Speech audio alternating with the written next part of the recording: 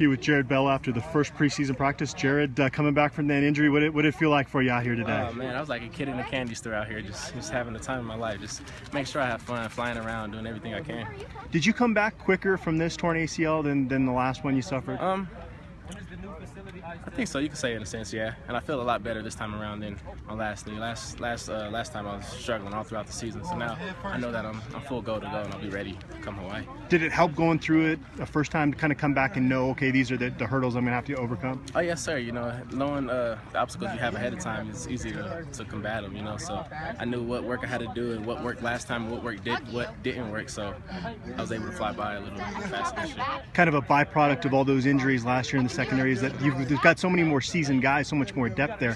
Does it feel different coming back as a safety now with so many different guys, you know, working with the ones? Oh yes, sir. You know, since we're all capable of starting, you know, so the competition level has just truly rise from the previous year. So I mean, it's healthy though. You know, everybody's out there still trying to compete for a job, and we're at each other's necks every play we can. But it's still friendship at the end of the day.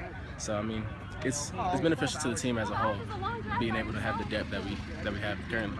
Do you think you'll work a little at cornerback, or are you going to be just strictly a safety? I'm not sure. Whatever coach wants me to play, I'm willing to do it. You know, I can learn the defense at any position, so we'll see come season.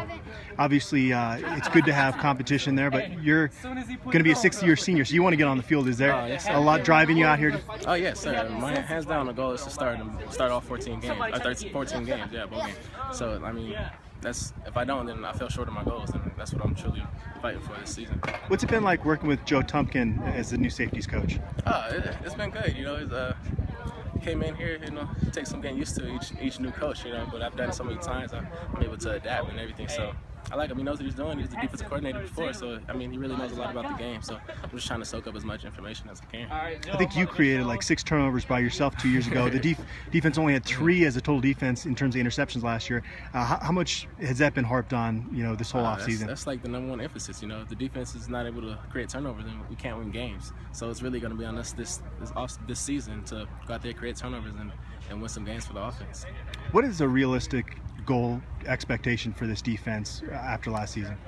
Be in the top half of the Pac-12 in all categories, you know, and make it to a bowl game. You know, these close games, it's not going to cut it. We got to find a way to fight through it and to come out with a victory.